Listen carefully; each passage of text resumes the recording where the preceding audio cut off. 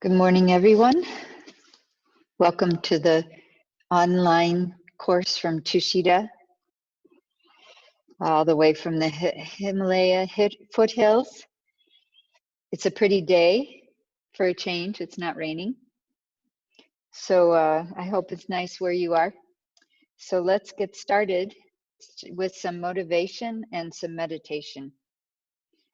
So as usual, set up your posture.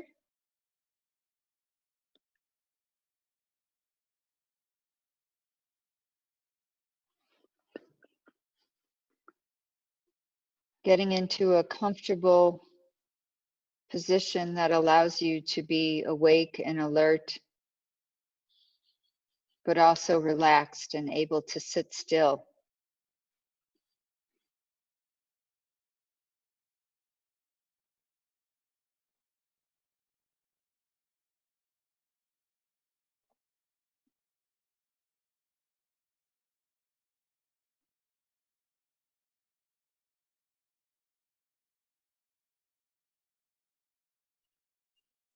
So when we get into position, our awareness immediately starts to turn inward.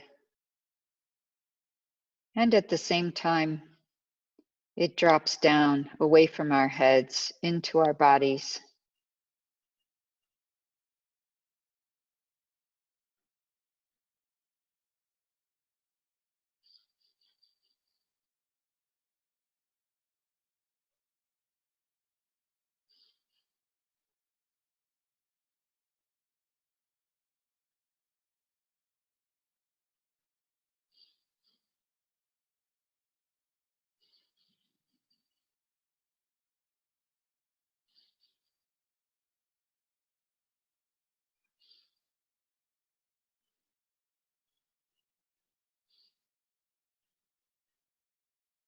Then take 3 deep breaths.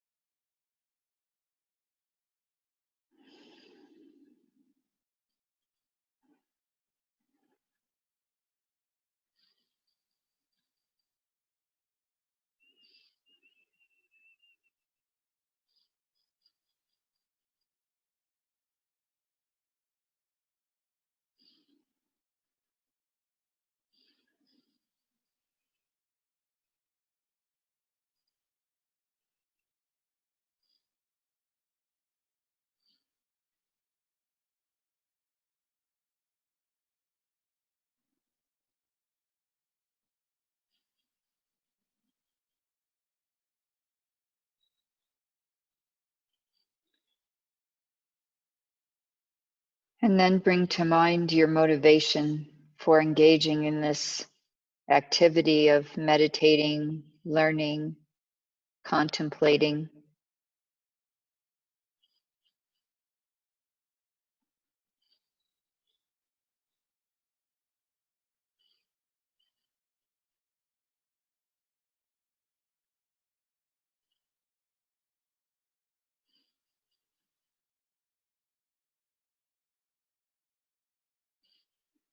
So we always start with ourselves, thinking that by engaging in this practice, we can have a more calm, peaceful mind.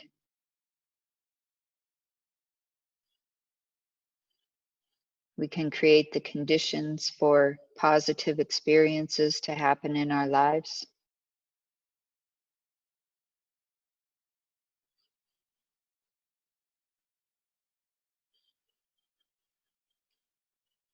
And we can continue to grow and become the best person we can be, the wisest, the most kind, loving, compassionate, skillful, courageous, strong.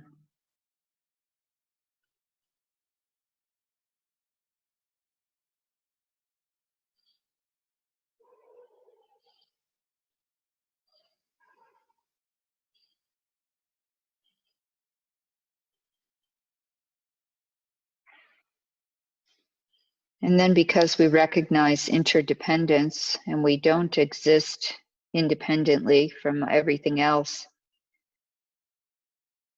we widen our intention to include others.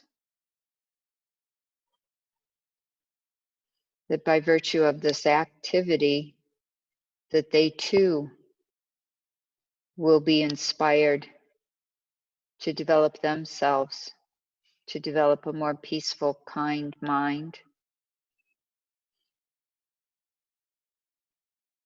so that they can reduce the suffering in their lives.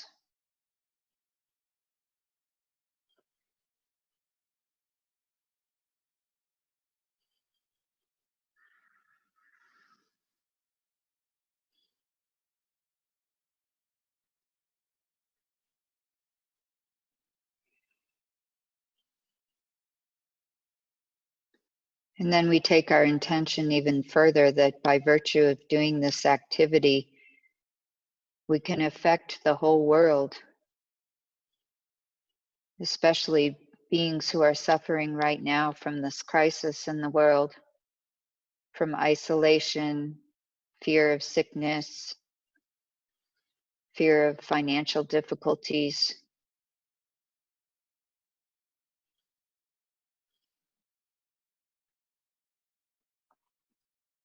That by bringing this positive energy in the world, this crisis can be contained as quickly as possible.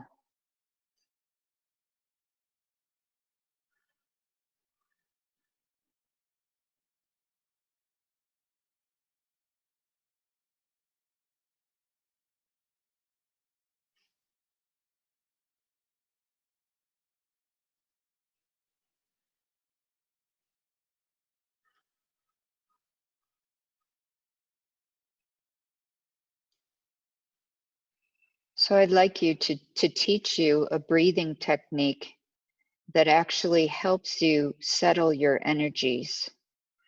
And so the first thing to do is you clean out your nose.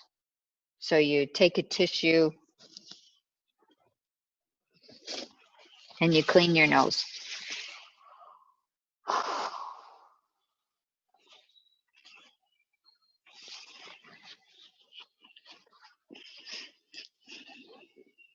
Otherwise, you spray everything.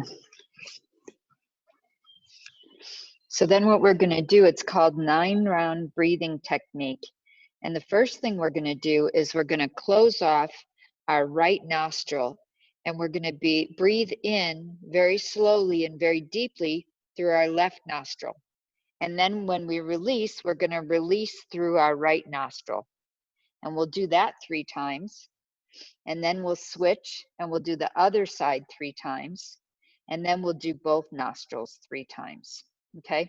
So the left side, they say in terms of energy, the left side has to do with attachment. So when we're cleaning out that left side, we're releasing all the afflictive emotions related to obsession and unreasonable desire. And when we're cleaning out the right side, we're clearing all those things related to anger and aversion. Okay, so we'll start closing the right side and inhaling through the left nostril and out through the right nostril 3 times.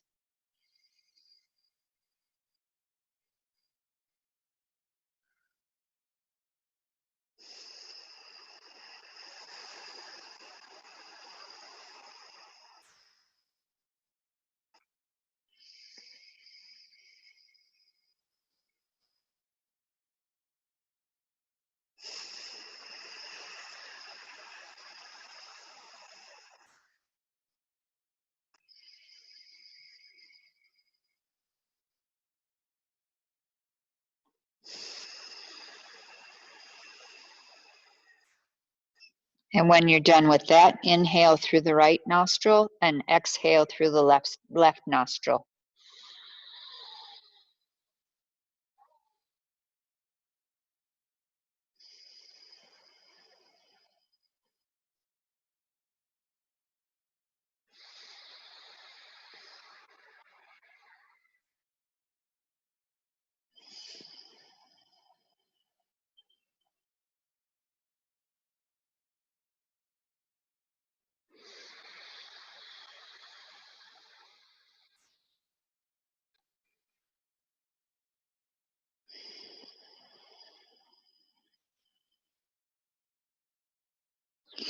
When you're done with that, through both nostrils, inhaling, and exhaling through both nostrils 3 times.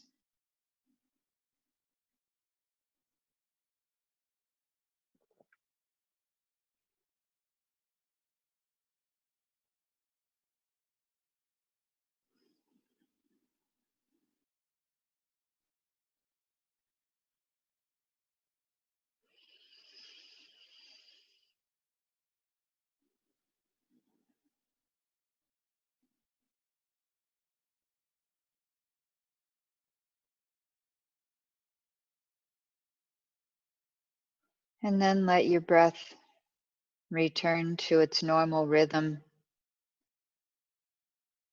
And notice how your energy has settled.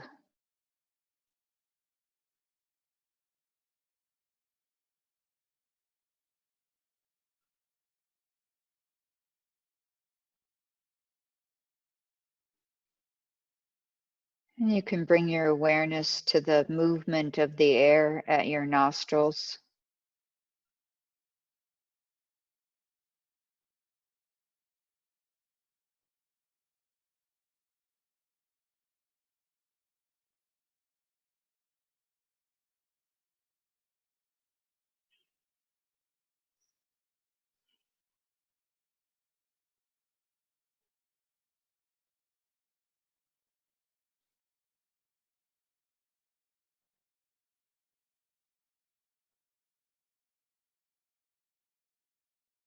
Staying with that flow of air in your nostrils, but in a relaxed way, with only part of your attention.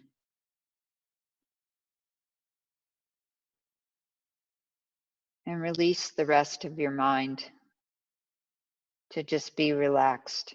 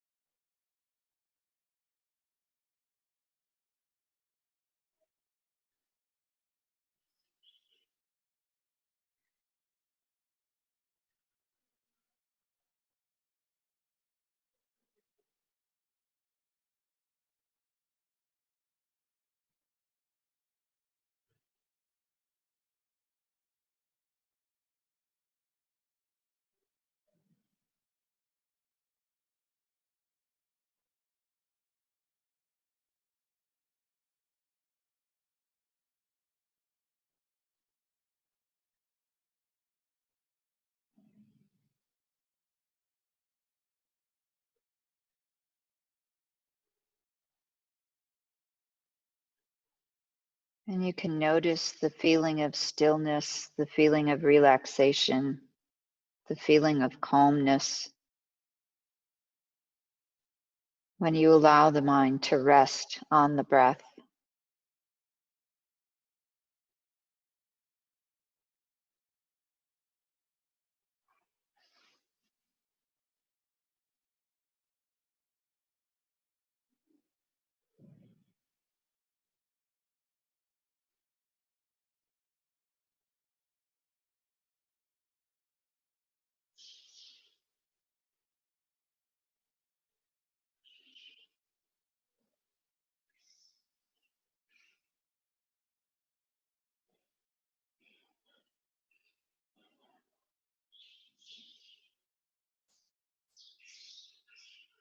Okay, slowly coming out of the meditation.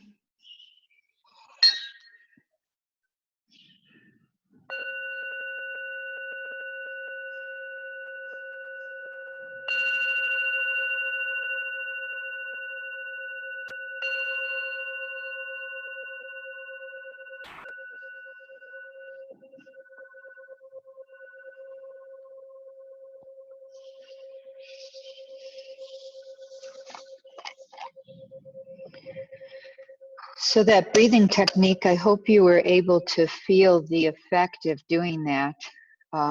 It's really powerful, especially when your mind is really disturbed and you're having a hard time settling into your meditation.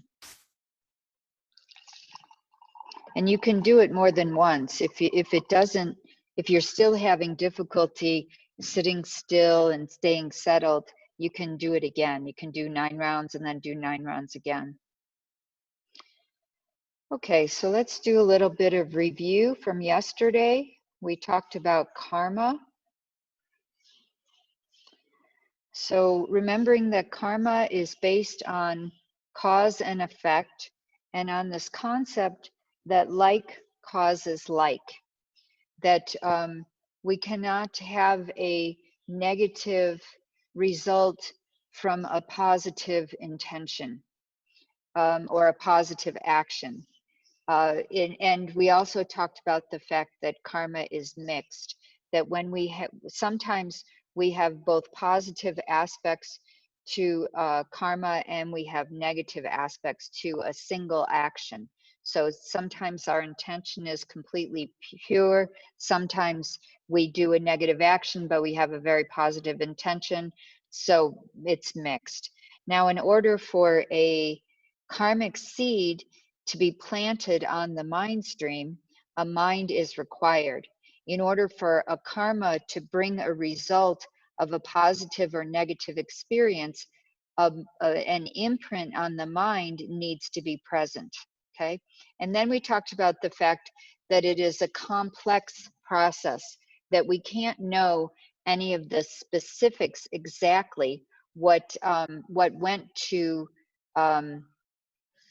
into creating any specific result, okay, because the interdependence is so complex. So some of the results that happen from karma are in the experiences we have. So if we create a positive experience for someone else, like we say kind words and it makes them feel good, then one of the results is that we have the experience of others saying kind things to us. Another result of karma is the habits we create, whether we're going to do the activity again or not. And this is for both positive and negative. The more we lie, the more we're going to lie.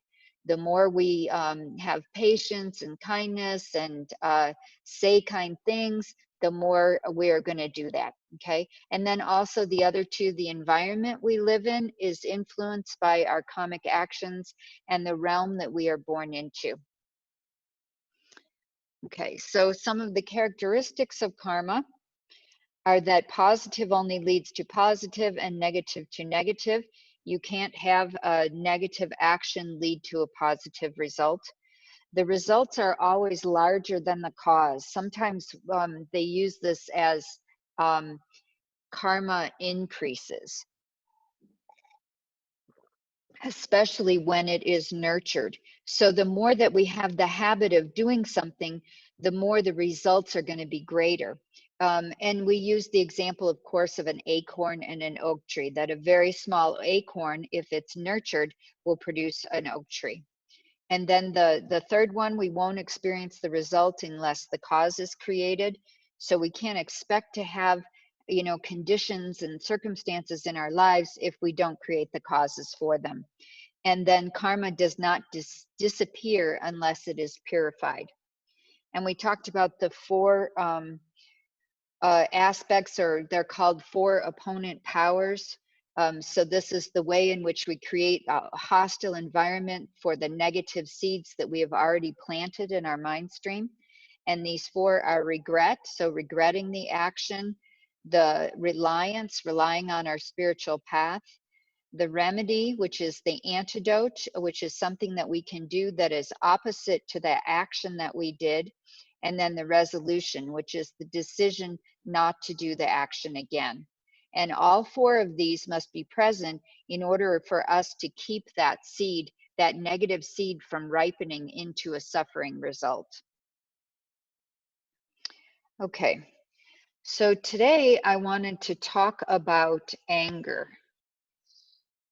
But before we go to anger, we're moving now into, let me stop sharing. We're moving now into a part of the teachings where, and the mind has always been important. I don't know that it's any different. Anyway, we're really going to start to decrease this dualism between what is out there, somehow objective, and what is in here, what is subjective.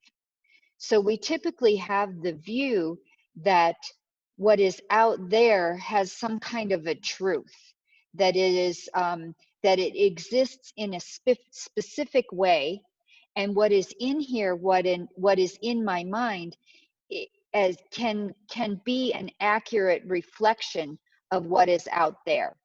Okay, and in general, we think it actually is, that what we are thinking or what we are perceiving is an accurate reflection of what is out there.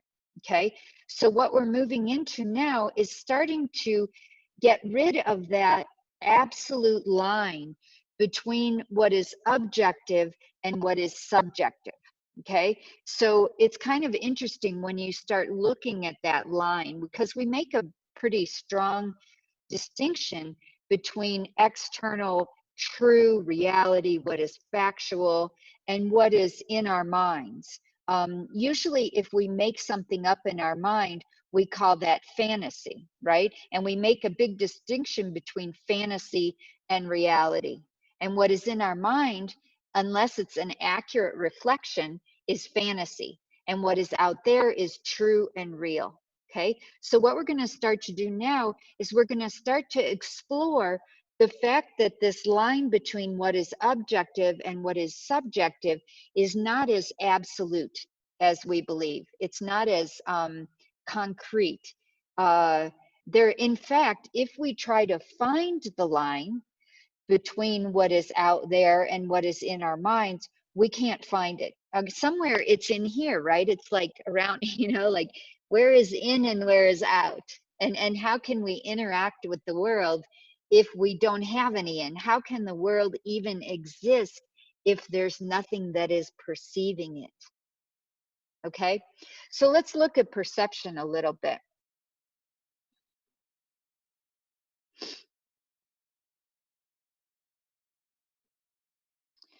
Okay, so this is my drawing. Please bear with me. I'm not an artist. I'm not a drawer. So can you see my arrow? Can you see my arrow here, my pointer? Nod your head, some of you, so I can see. Can you see? You can see it. Okay, thank you. Okay, so this is a flower. All right. These are photons, which are light particles or waves. This is, where did it go? Oh, there it is. This is an eye. Okay, this is a brain, and this is a thought bubble. So this is the mind. Okay, and these arrows are called mental functions or mental factors. Okay, so what happens with perception is that we receive photons into our eyes, right? When we're seeing things, when it's an image. And of course, we have sound waves that come into our ears. We have pressure on our nerves, the tactility, and the tongue, and the smells, molecules that go into our nose.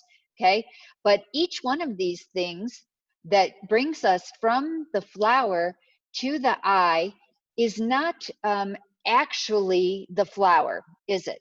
Right? It is what the flower is putting off.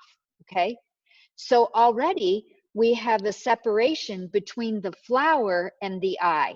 Okay, so then in the eye we have the retina, the back of the eye, that gets stimulated with these photons, and then we have neurochemical reactions and electrical, stimulus that happens in the brain, and then somehow we create an image of a flower in our minds, okay, based on this sense input, right? Now these arrows are related to all the experiences that we have ever had related to a flower.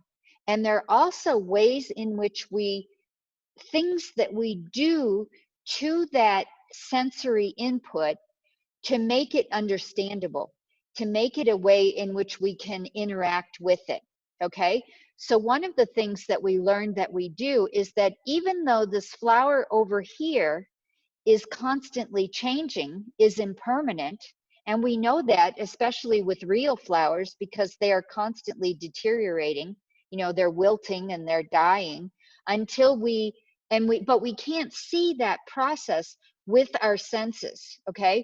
What happens is that when we cannot see that process with our minds. Actually, our senses are able to detect it. But what happens is that when it gets to our minds, into our minds, we make an image of it. And one of these arrows is that we put permanence onto it. We put its unchanging nature in order for us to be able to relate to it. Okay, and to be able to reach out and pick a flower, we have to know that the flower is going to be there for a certain amount of time, right? And we have to be able to, motor and all that, reach for the flower. Okay.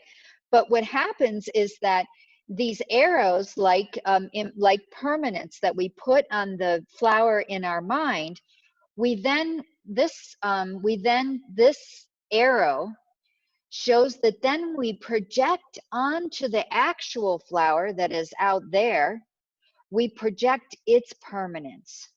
And we think that the flower out there exists as a permanent thing. Okay? All right.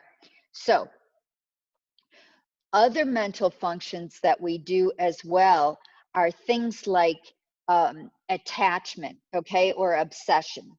So, we see a flower, we get a nice feeling from the flower. Okay, so we have a positive reaction to it. The flower makes us feel good.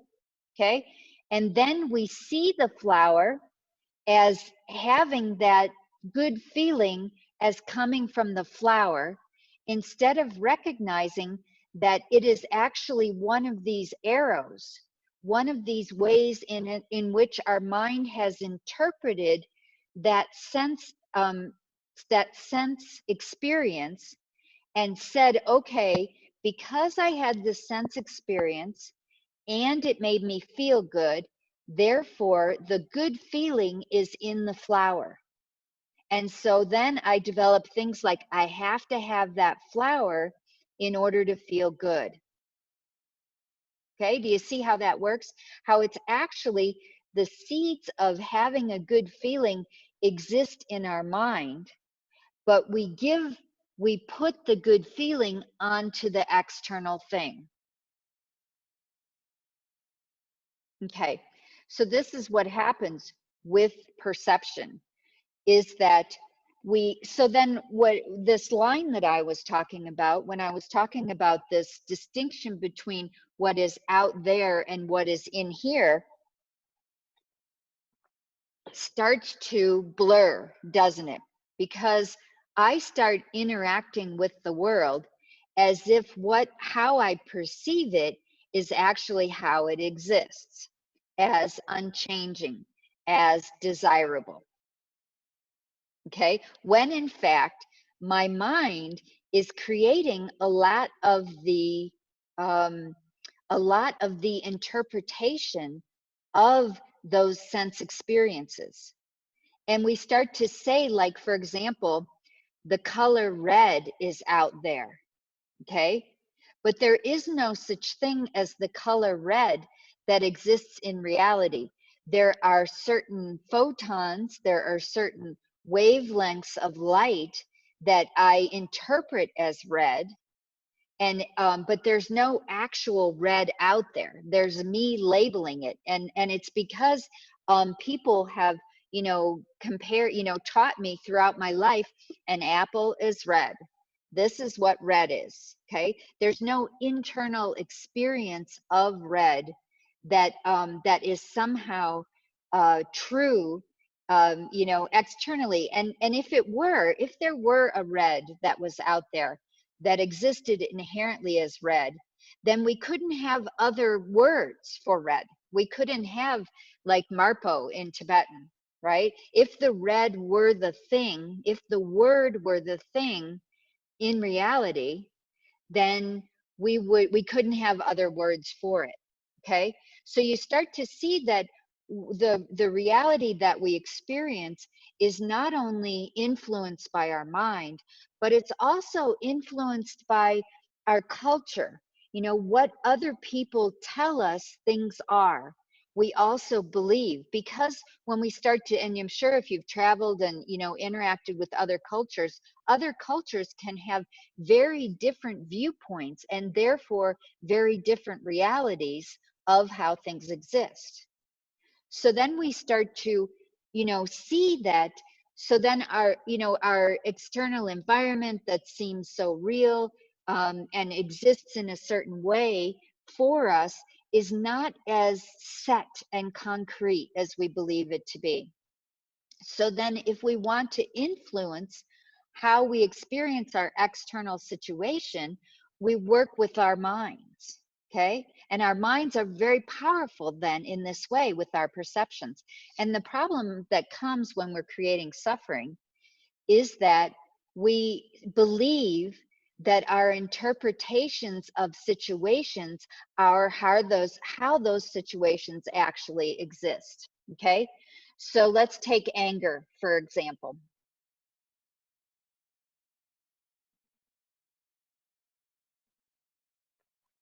So anger, when we have a situation, we interact with the situation, like someone walks in and they start yelling at me. Okay, they start insulting me, you know, telling me what a bad teacher I am, what a horrible nun I am, right? So my mind, when it gets angry, exaggerates the negative aspects of that situation. It sees only what is coming out of that person's mouth as a horrible thing. And then it becomes and then I interpret the situation that I cannot tolerate it. I have to get away from it. Okay, so I start feeling this aversion, this wish to push it away, cannot tolerate the situation or the object or the person. And then as a result of not being able to tolerate it, I wish to harm it, or I wish to get away from it or from them. Okay, and this can involve lots of different things. It can involve people. It can involve, you know, situations like right now when we're all shut in, you know, we can't leave. This could be, you know, a situation that we start being able to not tolerate. And really, you know, we can even start exaggerating the situation. Instead of seeing some of the positive aspects of it, we start seeing how it's just horrible and awful and I can't take it and I have to get out and it's got to end, and like all this. And it can really, then the anger that arises in our mind, we project onto the situation and it disturbs our mind. Okay, we believe that it is because of the external situation that this is so I can't take it anymore, and only the external situation can change in order for me to be able to be happy again.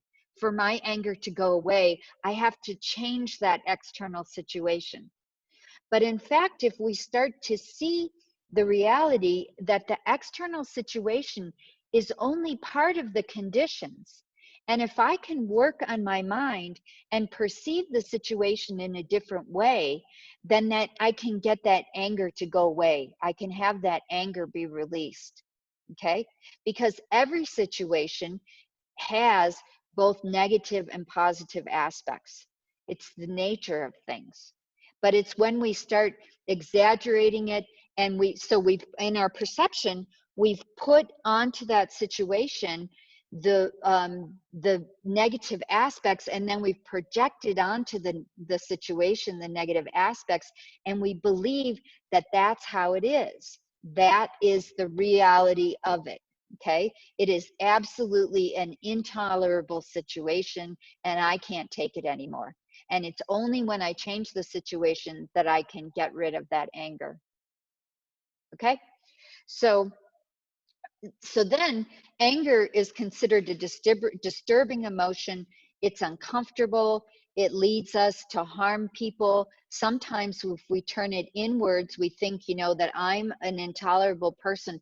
We start making the sense of self, to be this horrible thing. We make it concrete, just like we do with the external reality. We get an idea of ourself in our minds, and then we put these negative characteristics onto it. We exaggerate the negativity of ourselves, and then we want to hurt it, right? We want to destroy it. We put it down. We put ourselves down. We do things that mess us up. Drugs, alcohol. Overeating. We get ourselves in financial trouble. We create relationships that perpetuate our self-hatred. All these things that, because we believe that this is a concrete, absolute bad self. Okay, instead of seeing that everything has positive and negative aspects. Okay, so what are some of the antidotes to when we get angry? How can we work with our minds? So let's look at this one.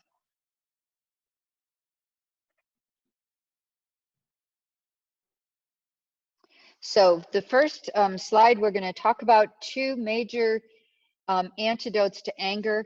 The first one is patience. So patience is the calm, peaceful state of mind that can bear hardship or harm without getting upset. Okay, so when I have a situation that has made me angry, I have interpreted it in this way as an intolerable situation. I've exaggerated its negative qualities. Then immediately is, if I want to change my state of mind, then first of all, I need to calm down. I need to become peaceful. And then I am willing to tolerate whatever is going on in that situation. So dealing with the suffering, or dealing with, being closed in, or dealing with, not having, being uncertain about my financial situation, okay, without getting upset. Okay, and there's a way we can do this by thinking differently. Okay, and then the second one is loving kindness, that wants others to be happy. So we cannot want to harm others at the same time as we love them and want them to be happy.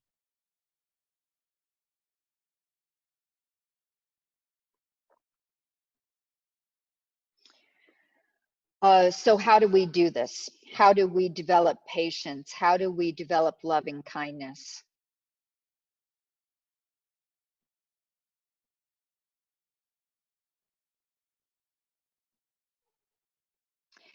So one of the things that we can do is we can think about the disadvantages of getting angry. So one thing that happens when we get angry is that we harm others. We tend to, create situations that make whatever is happening for us worse. So if this person comes in and they start yelling at me, and I start yelling back at them, well, then they may get more angry and more upset. Okay. Other disadvantages of losing our temper is that we get embarrassed afterwards. We can really ruin friendships.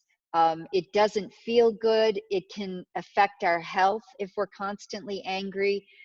We push people away. We don't get what we want. And I'm sure you can come up with lots of more. It gives us headaches, lots and lots of disadvantages of anger. Okay, so remembering, when we get into a situation where we start getting angry, just sitting there and thinking about how I don't really want to be angry. Angry doesn't make me feel good. Angry doesn't help me solve my problem. In fact, when we do physiologically, when we get angry, when we exaggerate the negative aspects of a situation, we actually, the blood physically, the blood goes away from our thinking centers of our brain and it goes to our muscles, right? And so we have more difficulty dealing with problems. Okay, so maintaining a relaxed and a happy mind as much as possible. Then when situations arise that create anger in us, we're less likely to respond, by losing our temper, by yelling back, by hurting ourselves, right? The more we can have optimistic, relaxed, positive mind. And we do this, of course, through meditation, through calm abiding meditation, through meditation on loving kindness. And then knowing our triggers can be really important, knowing what gets us upset so that we can be ready to respond. So we, in a relaxed way, to those situations that are most difficult for us. Another thing we can do is remember the positive aspects of difficult people and situations. So one of the things we talked about yesterday with karma is that when we are having suffering experiences, when we are going through difficult experiences, it is actually the result of seeds that are in our mind stream. Okay, at least partially. Of course, there are lots of other conditions that come into it, but we also have the cause to have a negative experience.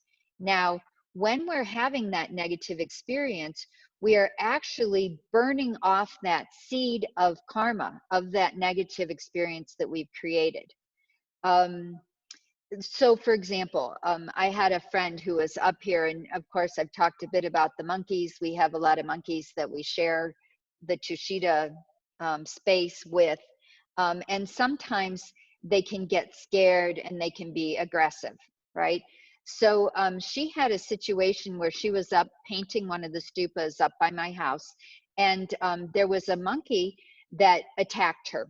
Okay, so came after her, grabbed her glasses, ran away with her glasses, and just and she wasn't really doing anything toward it aggressive at that time, but it somehow interpreted the situation. I had a monkey too. I was up on the roof and it jumped on my computer and closed my computer. It didn't like my computer.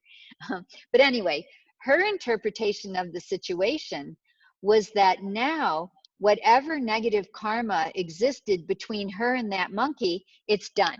Okay, the monkey got angry, it attacked her. She didn't react, she didn't try to get back at the monkey. She just recognized that now that moment of having this fearful experience of being afraid, of that aggression, now is gone. Okay, and it was done. So we can start to look at our negative situations in that way, that we're finishing our karma. Another way that we can look at is with difficult people. So positive aspects of difficult people. One thing that we can see, and this is a little bit more difficult, but if we're on a spiritual path and we're trying to become more kind, more gentle people, when people treat us nicely, that's pretty easy to do, right? I can like all the people who are nice to me. I don't have any problem with that. And so then loving them and being kind to them comes easy. But if someone is more difficult for me, if they are rude to me or they irritate me or they harm other people that I love, it's a lot harder for me to feel this wanting them to be happy, to have compassion for them. It actually takes a little bit more strength. It takes a little bit more work for me to have an open, warm heart toward others who are, who I start to get angry with, right? Who I see as harming me. But in fact, if I can start to develop compassion for them, if I can be kind to them, then that actually strengthens my loving kindness and compassion muscles. it makes it easier for me to be kind, to be loving in any situation. Okay, so those people who are actually difficult for me, they have this positive aspect of helping me to become more kind and more compassionate and more loving, because they present as difficult for me. Okay, and then the last antidote is that we can recognize how our mind creates the experience of anger. So this is back to where we started off with talking about the how we perceive things. So primarily when we have anger in our minds, it's because we've seen only the negative aspects of the situation, how the person is a horrible person. And even when it's like our friends who we, half hour ago or whatever, a day ago, they were like the most, we loved them deeply, we could see all their positive qualities, and now they do something that we really don't like, that makes us really angry, and it flips completely, and now they're the most horrible person that exists, because we've exaggerated, we've taken their this one thing that they've done, and we've turned it into all of who they are, when in fact there are lots of things. They're all the good experiences that we had, and they're also the negative experiences that we have had. So but we tend to exaggerate the negative, and then we start looking for all those negative things that they ever did to us, right? Or all the negative, let's say we have a bad experience with someone, we start looking for all, our prejudices come into mind. We start thinking about every single person of this ethnicity or this gender, or this socioeconomic class who has ever acted in this way. And we make it bigger and bigger and bigger. And it's all in our minds. It's not a reflection of reality. Okay. The other way in which our mind creates the experience of anger is that um, we put the negativity in the person, okay? Instead of recognizing that the anger arose in us in response to our perception of the situation. So for example, what we can do is we can try to look more closely at what it is specifically that made us angry. So for example, let's say I had a relationship, and I was relating to this person. We were starting to get to know each other. Maybe there was the possibility of more intimacy, and I found out that he had, and I thought there was some kind of an understanding. And I found out that actually he had had a woman friend come over and stay overnight at his place. Okay. So I got really, really upset and really hurt and really angry about this. Okay.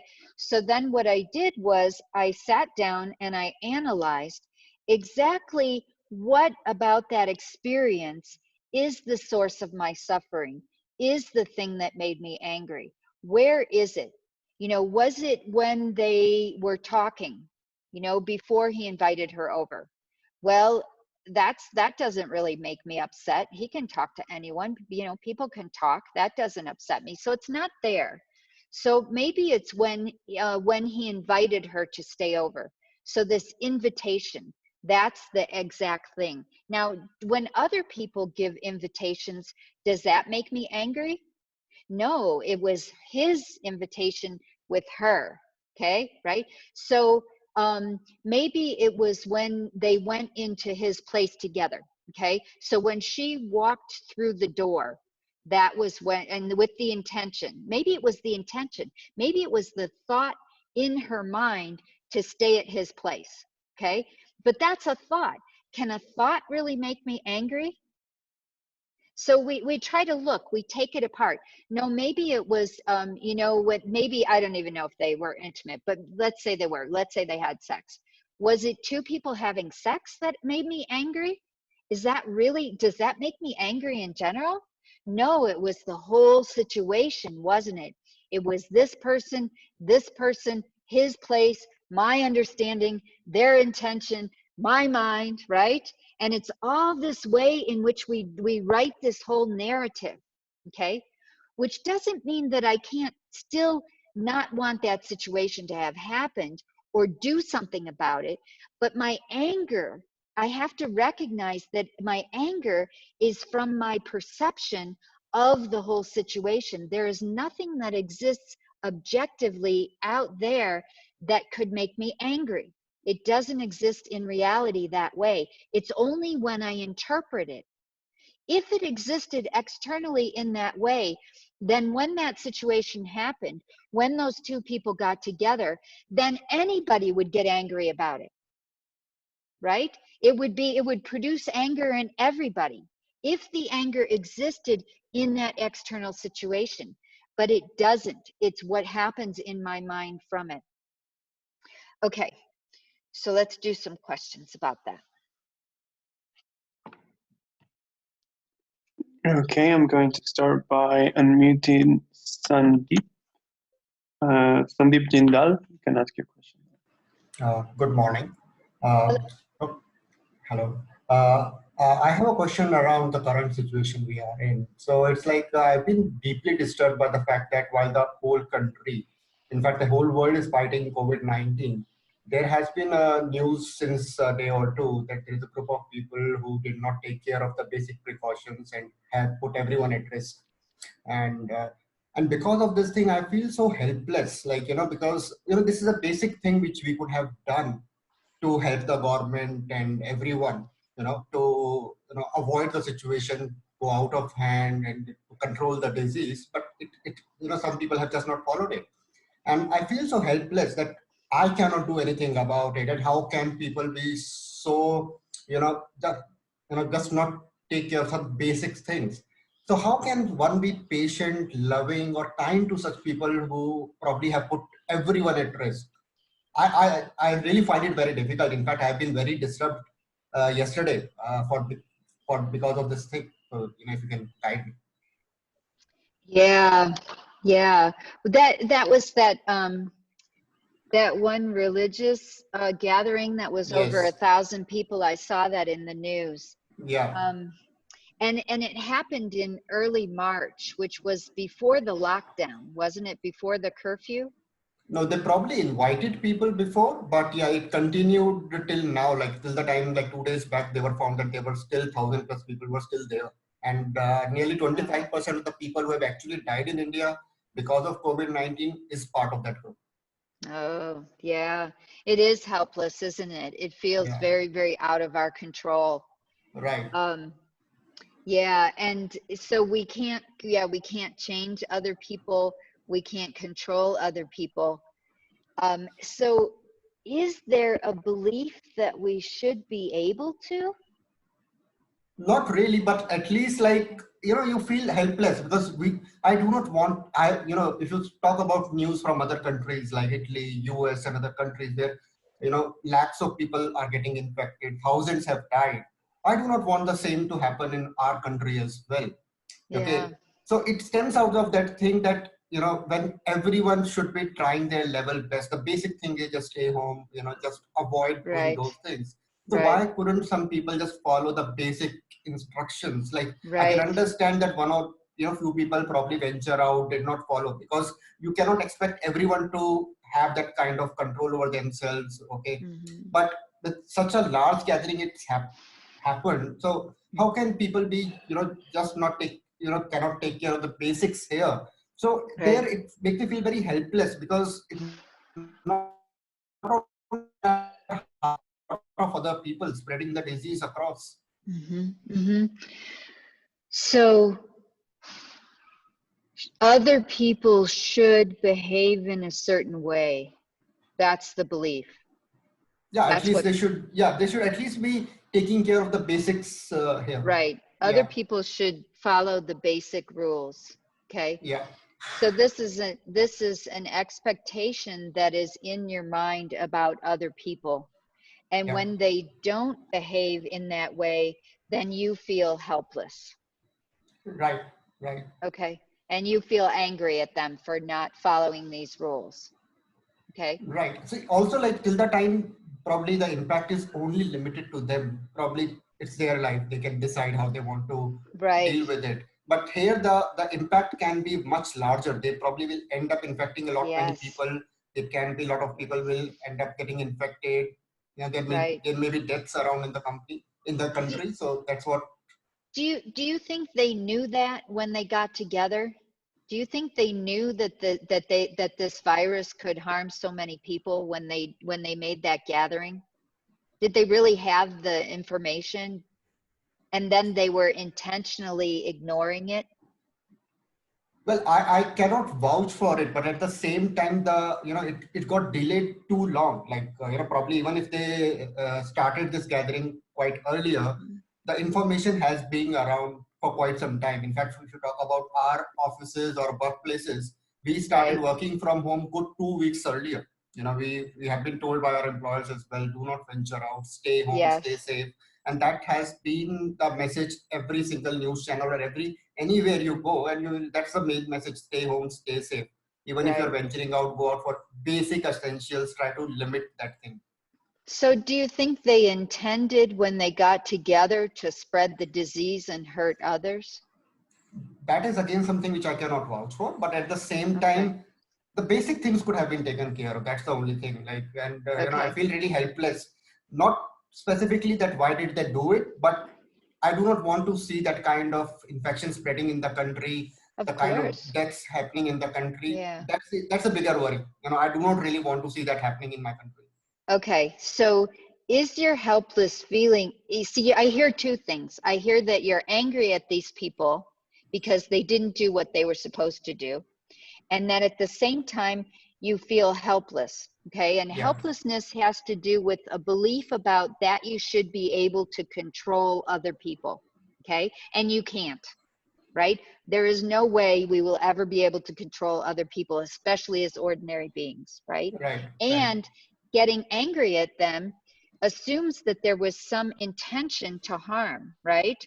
That they had the intention to harm others. And what I would say, if I'm thinking about it differently, not trying to understand, is that then maybe they didn't know, right? Maybe they didn't have the same kind of access to news and access to education that you do to understand how viruses work and how diseases work and how they were putting so many people at risk. So it's when I'm talking about this idea of decreasing these feelings of helplessness or feelings of anger, it's what are your beliefs about the situation that are creating it to make it so difficult for you, right? Absolutely, they did not do the right thing. I totally agree with you. But then them not doing the right thing, then how do I interpret that? Do I interpret that as that now they're bad people, they deserve to be harmed in some way, I can't tolerate them? Or do I have compassion? They didn't know what they were doing, right? And then this helpless feeling, they should behave in a certain way. People should know what they're doing. People should protect each other, right? And they just, people don't, and we can't control it. I wish we could. We do what we can. So then we don't feel helpless. We do what we can, right? Maybe now, there's some way in which we can, what you're doing already.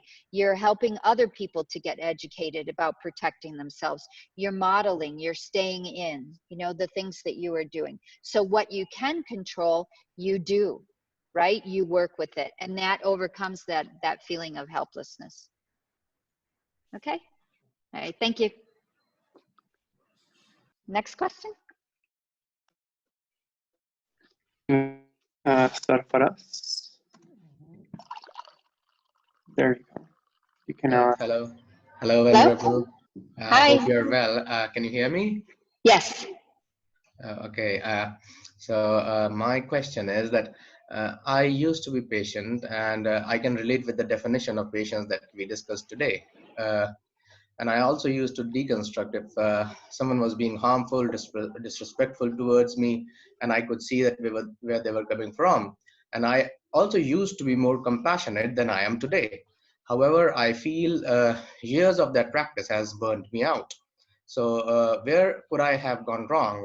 What can I do differently today? I do miss the way I used to be. Even though there are some good things today, I try and be more fair. But at the same time, sometimes that fair sometimes have that ingredient of harshness to it. So I would like to bring back the flexibility, the softness, and Okay. thank you. Sure. Yeah, compassion can sometimes be interpreted as being weak. And when we feel like compassion means that we should do everything for everyone and that we should accept whatever anyone does to us without stopping them. And then as a result, we end up burning out because we feel used and we feel abused. Is that kind of what happened for you? Yes, Okay. something similar. Yes. Okay. So what you can do, try this, is starting to shift your definition of compassion in the sense that giving people what they want in the moment is not necessarily the most compassionate thing that we can do. Now, you talked about sometimes there's a harshness involved, okay? Yeah. Now, one can be, we call it, in Tibetan Buddhism, we call it wrathful. Do you know that word, wrathful? Yes. Yeah. We can be wrathful without having anger, without wanting to harm. And parents do this, especially with, pre-verbal children when they're really young. If they're starting, they're going to run in front of a car, you grab onto them and you very strongly say, stop, don't go over there, right? And in the moment, they may feel some anger, but actually you've saved their lives, right? And you've done it out of love, okay? So setting boundaries with people, telling people, no, I can't do it, I'm very sorry, is actually, then they learn not to abuse you, not to take advantage of you. And that becomes a greater lesson for them. But it takes a little more effort and it takes a little more strength, because then people might not like you so much, if you're, strong with them, right? Depending on, what is important. But I think you don't have to go back to being soft, and you can still have a warm heart, and in meditation have a kind and loving and caring attitude toward others. But sometimes in certain situations, then you stand up for yourself and you set boundaries and you don't allow people to walk over you, with the intention that it's going to be more compassionate for them. That's the most compassionate thing that you can do for the situation, is tell someone that they can't act in that way, that they need to act differently, and if they don't act differently, then you're going to have to let them go, if you're a manager or something like that. But you can do it in a very compassionate way. Sometimes being firm with people, even if they don't like it in the short run, can be the most positive thing in the long run. Can I follow up? Sure. Thank you. So I do get the idea of tough love, and that you don't really want to give everyone everything. And yes, there was a component of that which I do recognize now, that I was doing that, and that's something that I have worked upon and have lessened it, and that's something that I do admire. So I necessarily don't want to go back to being soft, but want to bring softness inside me, and I guess I think okay, no, I don't have to follow up either. Thank you for your answer. Okay, sure. One more, or one or two more? We have time.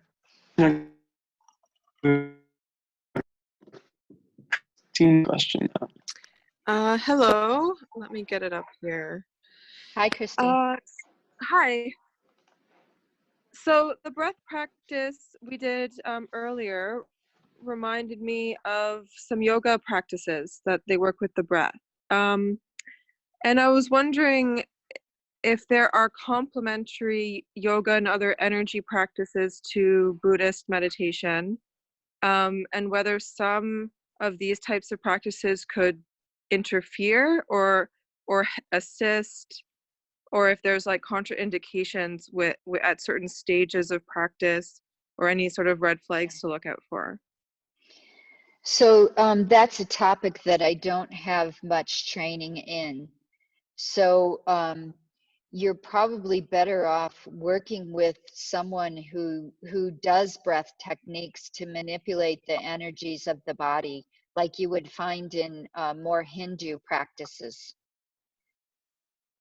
So I can't, I'm sorry, I can't answer that one because I don't know. Okay. Okay, the one that I taught you, I know is fairly gentle, and that you can do it at the beginning of your meditation to settle you down, or if you're having other disturbing times in your mind. But as far as anything more than that, that's as far as I go. Sorry. Yep, that's fine. Thank you. Mm-hmm. Okay, now we move on to Michael Goldberg.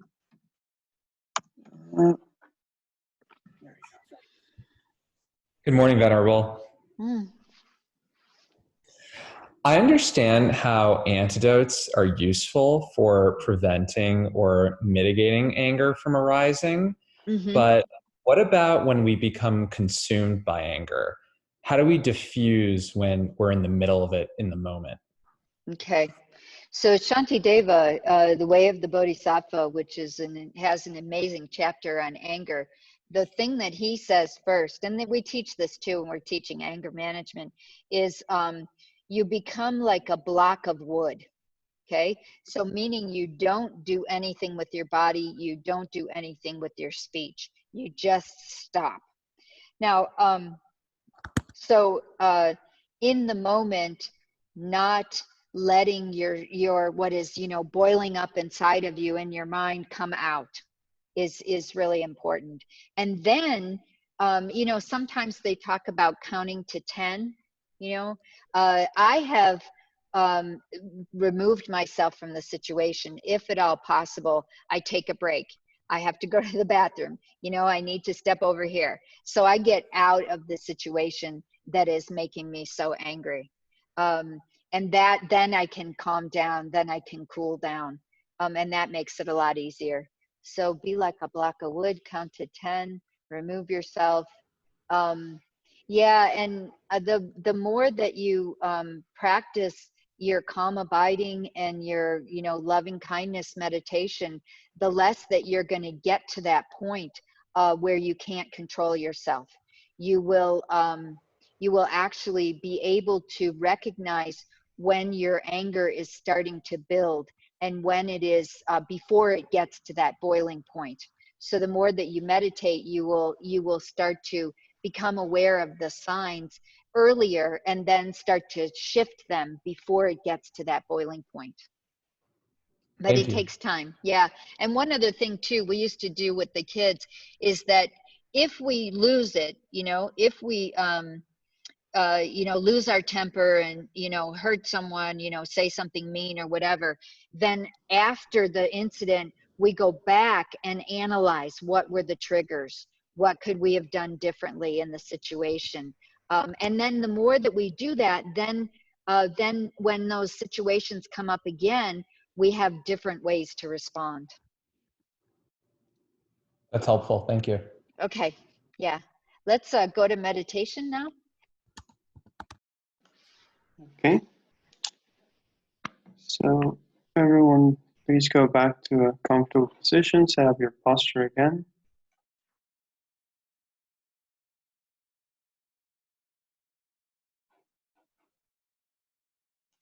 Going back to a state of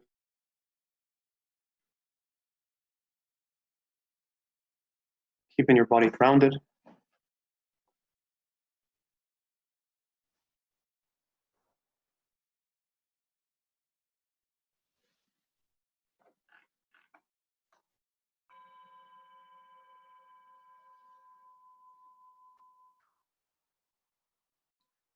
Allowing the bell to bring you back into the space of the body.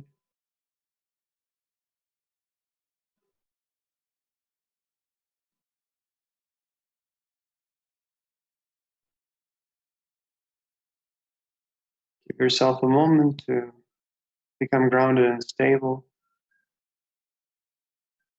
paying attention first to the physical sensations of your body in contact with the surface which you're sitting on.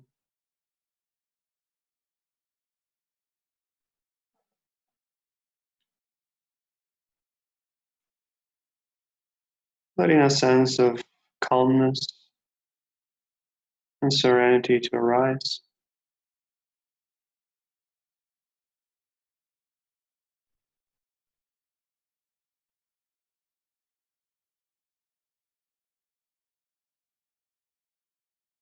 Becoming grounded and stable.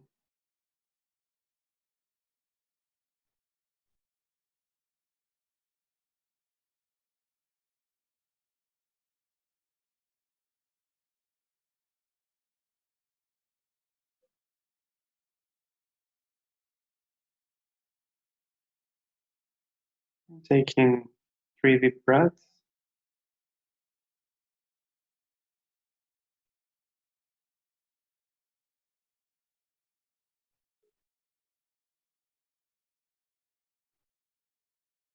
Gently bringing the body back to its natural state, allowing it to become free of tension, free of tightness, as relaxed as possible while still maintaining alertness.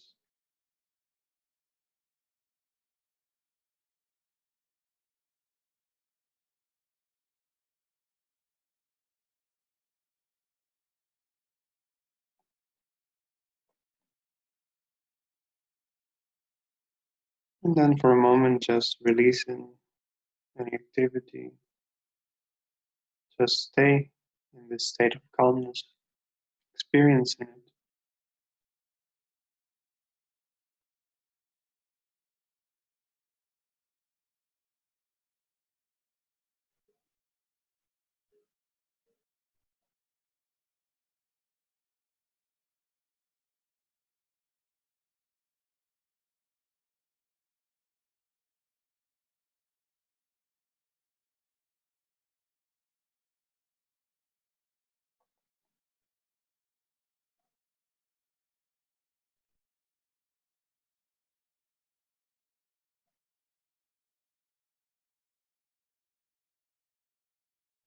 Now gently letting go of observing the body and physical sensations, we move on to the space of the mind.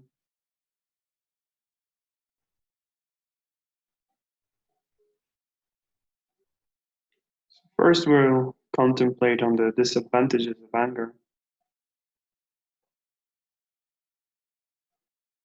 So first of all, try to bring an experience of your own, make it personal, and recall a moment, a situation where you got angry. And the point of it is not to trigger the anger again, but rather to recall how it feels to be in such a situation. To notice your emotional reaction to difficulty.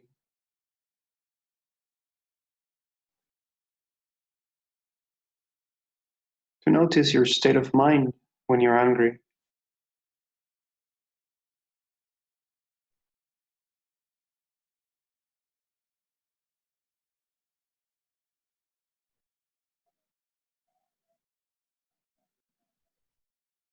And analyze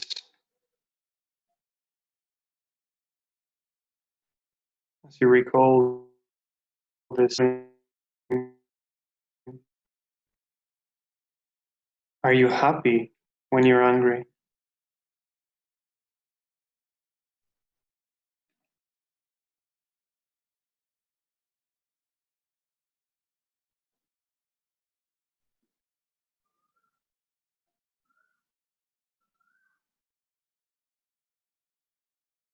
Do you think you can simultaneously experience good qualities, a peaceful state of mind, while anger is present in your mind stream?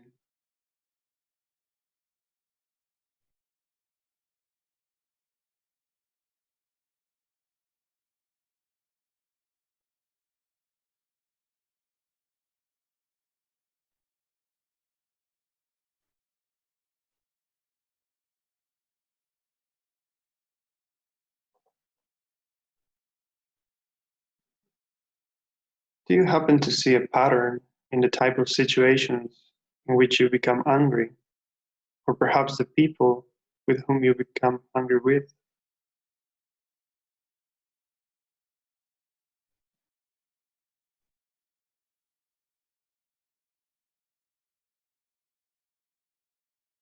Do you often find yourself getting angry at the same person or at the same type of situation? What effect does this pattern have in your life?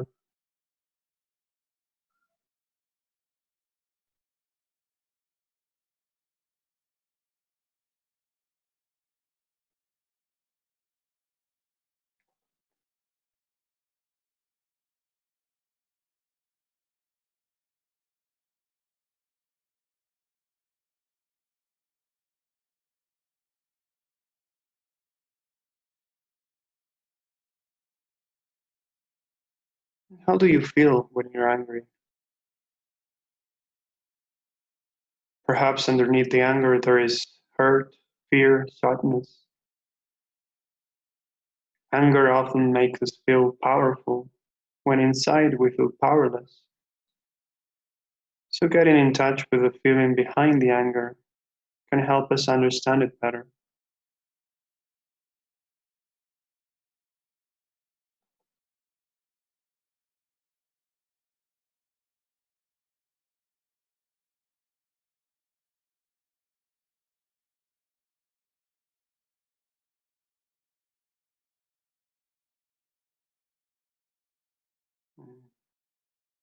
Check and analyze what happens to your communication skills when you're angry.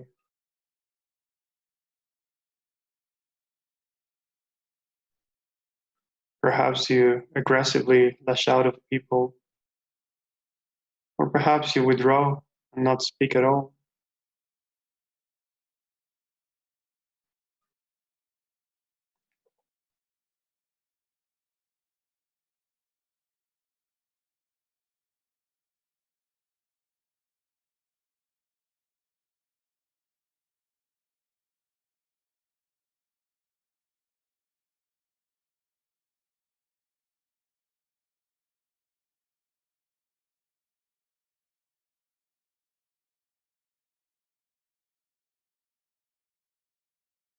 Then you can think of the effect of your actions on others. Does your anger bring about the happiness that you desire?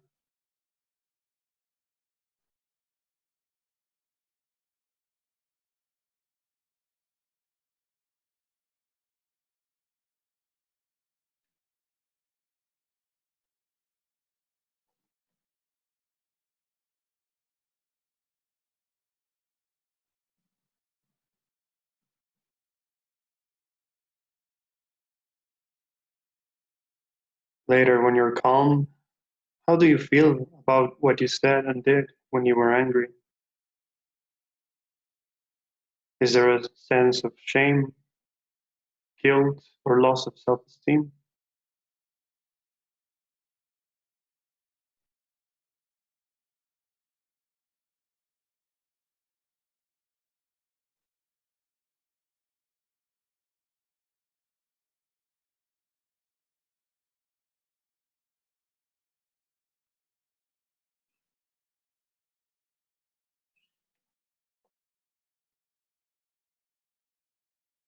And how do you think you appear to others when full-blown anger has manifested?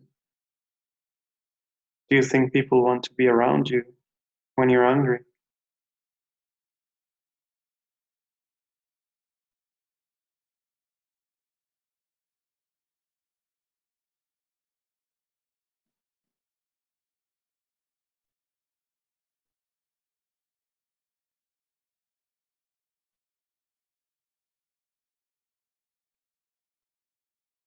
So seeing how anger and resentment destroy your own happiness, your own peace of mind, try to determine to observe it when it arises and to apply the antidotes to subdue it. Now we'll move on into some of these antidotes. Again, bring in examples from your own experience, making the meditation personal.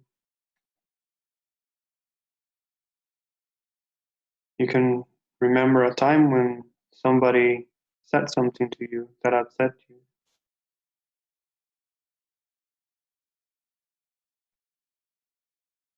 And in this case, you can think whether or not what the other person said is true.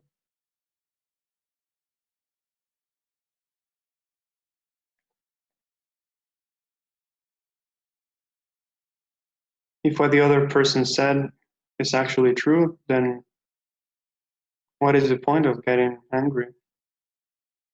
They're actually pointing out something, and they're right. So there's no reason to get angry about it.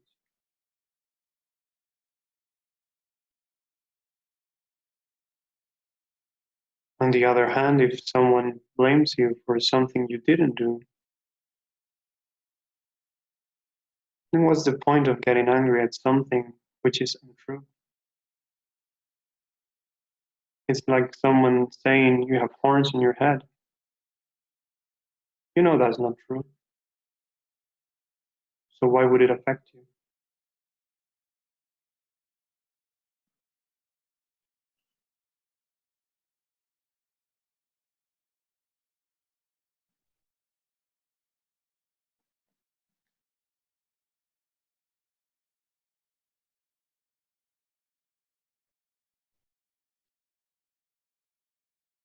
And then you can recall a situation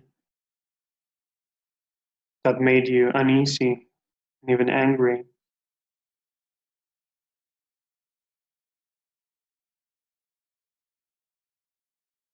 Recall in this situation, you can ask yourself, can I do something about it?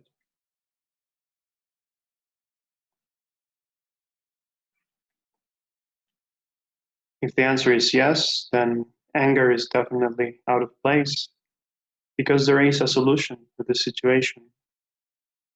You can do something to improve it. So you simply need to apply this solution.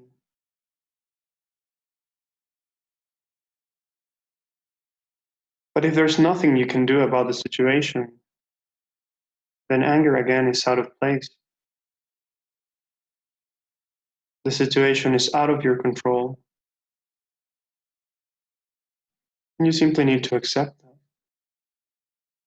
Getting angry will only harm yourself, will add up to your suffering.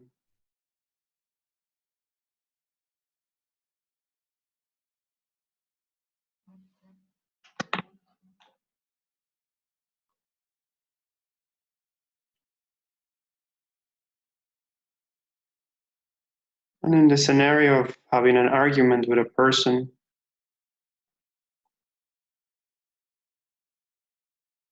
you can take a moment to pause and examine how you got involved in the situation.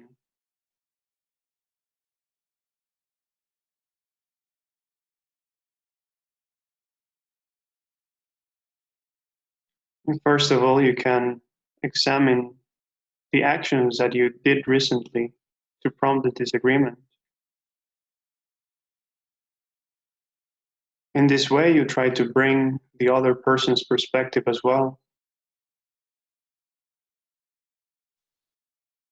And you tend to hold on to our own perspective, thinking that we're right.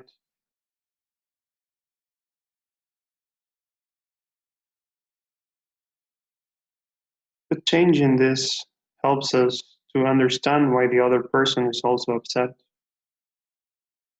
Perhaps there's something that we did or said which wasn't really polite or courteous.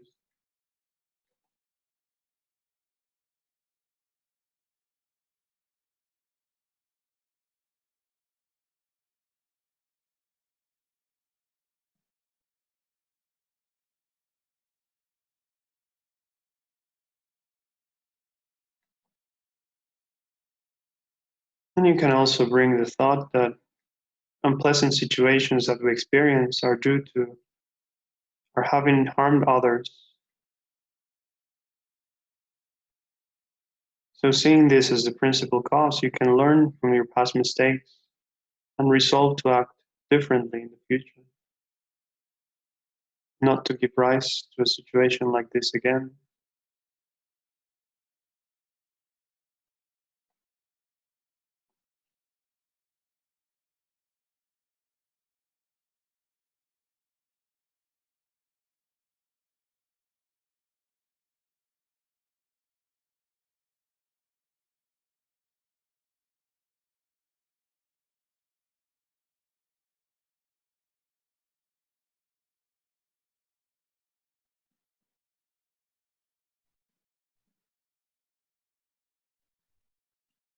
And then you can actually take a moment to remember the kindness of a disagreeable person, which is twofold. First, this person actually points out your mistakes or flaws, and in this way you can correct them and improve yourself.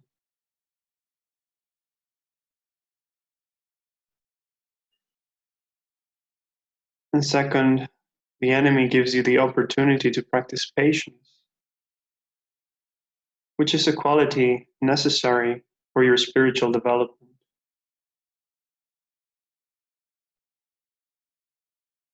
Giving you this opportunity, this person is actually showing you great kindness.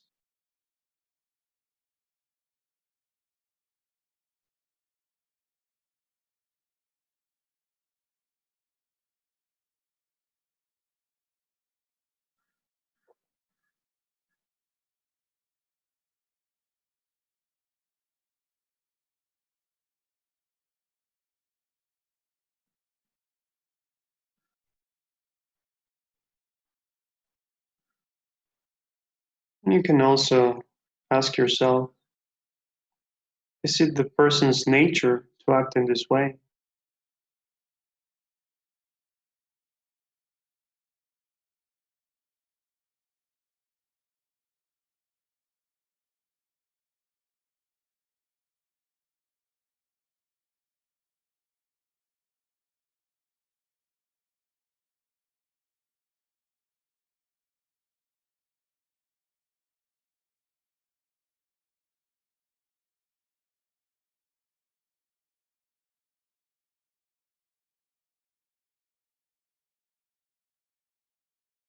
Set a strong intention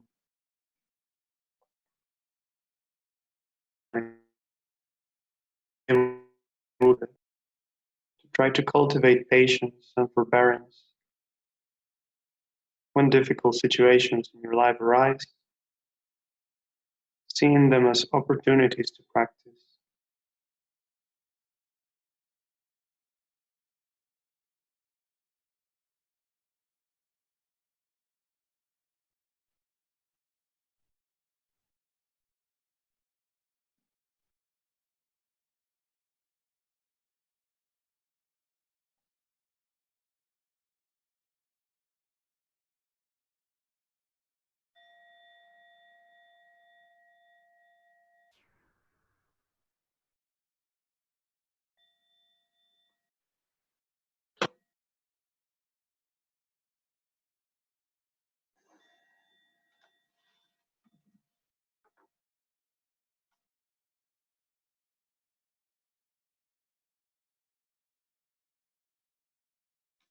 And slowly coming out of the meditation,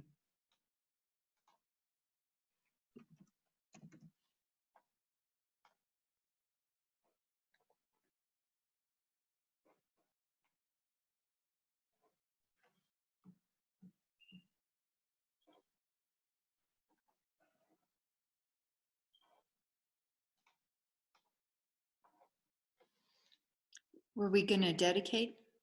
oh, yes. So we go into the dedication from Shantideva. May all beings everywhere, plagued by suffering of body and mind, obtain an ocean of happiness and joy by virtue of my merits. May no living creature suffer, commit evil, or ever fall ill. May no one be afraid or belittled with a mind weighed down by depression. May the blind see forms and the deaf hear sound. May those whose bodies are worn with toil be restored and find in repose. May the naked find clothing, the hungry find food. May the thirsty find water and delicious drinks.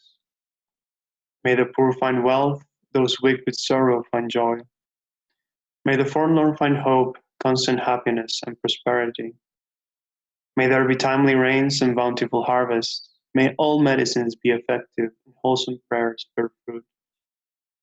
May all who are sick and ill quickly be free from their ailments. Whatever diseases are in the world, may they never occur again. May the frightened cease to be afraid, and those bound be freed. May the powerless find power, and may people think of benefiting each other. For as long as space remains, for as long as sentient beings remain, until then may I too remain, to dispel the miseries of the world.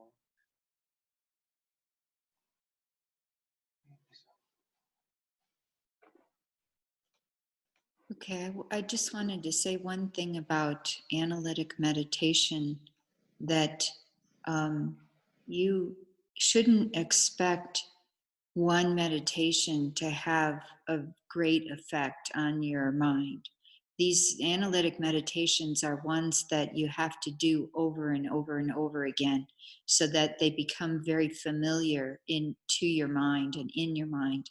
And then, especially this one about anger, you start to apply it to actual situations in which you get angry. And then it starts to have an effect on your life. So just one meditation isn't going to give you some, profound experience, but it's the repeated, the familiarity, which is, again, the other word for meditation in Buddhism, is this idea of becoming used to it, becoming used to this idea that actually anger, doesn't exist in this way that we believe. Okay, thank you very much, and I'll see you tomorrow. Venerable, just a sec, there's one person who wanted to hear again the name of the author for the anger techniques, and I didn't quite catch it. Did you mention a book about anger techniques with an author? I don't think I did. Okay. There are two books that are out about anger. One is by His Holiness, the Dalai Lama, and the other one is by Thupten Chodron. So if you look up those authors, Google those authors and also anger, and they will show you those books. I don't know the names of the books off the top of my head, but they're both good ones, I think. Okay. Okay.